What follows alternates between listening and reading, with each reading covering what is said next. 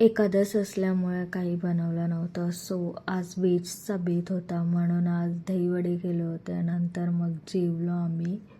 तिखट डाळ बनवली होती, चांगली घट्ट अशी. वड्याचं पीठ होतं, मग ते वडे आणि अशी तिखट डाळ आम्ही असं खाल्लं. सो थोडेफार फोटोज व्हिडिओज बघत होतो आम्ही लग्नाचे. किती वर्ष झाले, पण आपण लग्नाचे फोटोज बघितल्यावरती जरा छान वाटतं.